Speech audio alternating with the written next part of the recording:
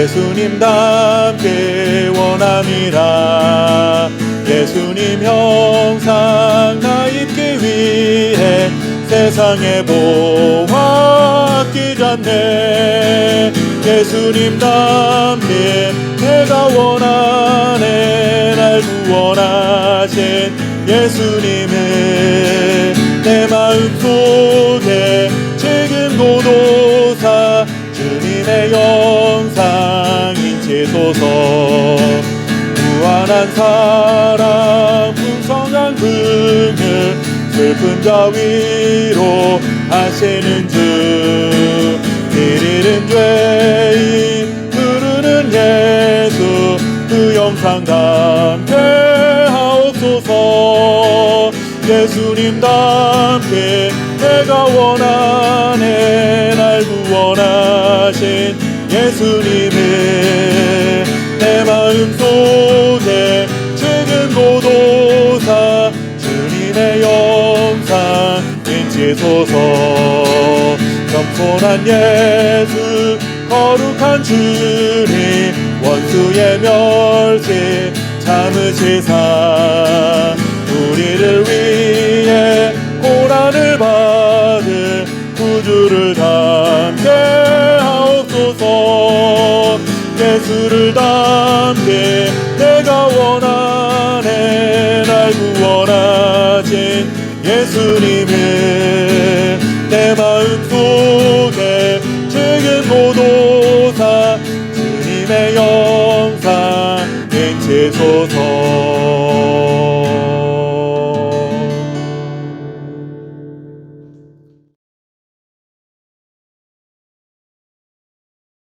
집에 들어가시니 무리가 다시 모임으로 식사할 겨를도 없는지라. 예수의 친족들이 듣고 그를 붙들러 나오니 이는 그가 미쳤다 하밀러라. 아멘.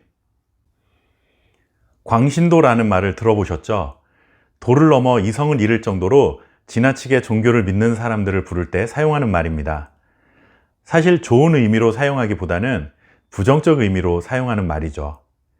오늘 읽은 말씀에는 예수님이 그런 종교에 미친 사람인 것처럼 오해하는 사건이 등장하고 있습니다.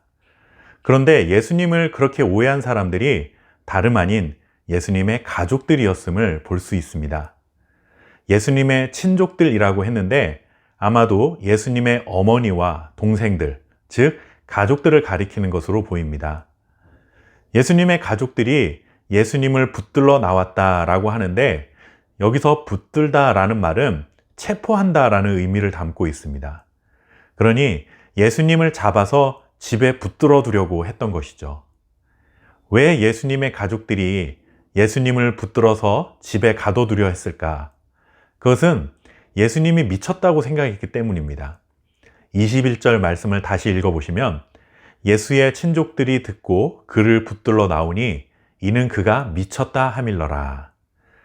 주변 사람들이 예수님을 보고 미쳤다고 하니 가족들도 예수님을 정말 미쳤다고 생각했던 것 같습니다. 예수님이 미쳤다고 말한 사람들은 서기관들이었습니다. 예수님이 귀신을 쫓아내는 것을 보고 하나님의 능력이라고 찬양한 것이 아니라 귀신들의 왕이라고 여기는 바알세불이 예수님께 임했기 때문에 귀신들을 쫓아낸 것이라고 말한 것이죠.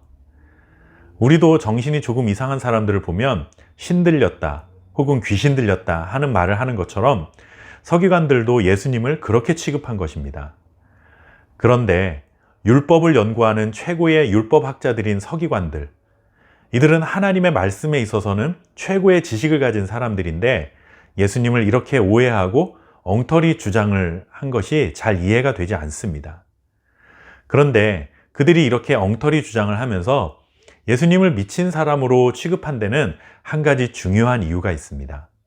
그것은 자신들은 할 수 없는 일들을 예수님께서 행하시면서 백성들에게 큰 영향을 주었기 때문입니다. 그러다 보니 예수님을 시기하기 시작한 것이죠. 율법에 있어서 최고 권위를 가진 기득권층이니 사람들에게 얼마나 영향력이 대단했겠습니까?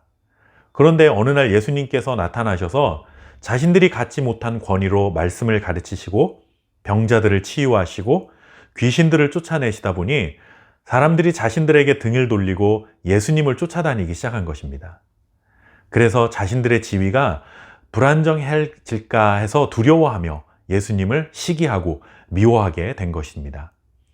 한마디로 자신들의 인기와 권력을 유지하기 위해 트집을 잡아 계속해서 시비거리를 만들고 사람들에게 잘못된 주장을 하게 된 것이죠. 예수님의 가족들은 물론 서기관들과 입장은 달랐습니다. 예수님을 시기해서 미친 사람으로 여긴 것은 아닐 것입니다. 그러나 예수님을 가장 가까이서 지켜봐 왔던 사람들이고 예수님을 누구보다도 잘 알고 있었던 사람들인데 예수님을 미친 사람 취급하는데 동조하고 있었다 하는 것이죠. 우리는 오늘 이 사건을 보면서 중요한 것 한 가지를 깨닫습니다.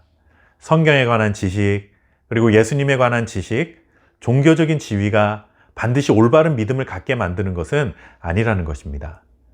아무리 성경 말씀을 잘 알고 예수님에 대해서 잘 알고 교회 안에서 직분을 가졌다 해도 그것이 나의 신앙을 대변해 줄 수는 없다는 것입니다.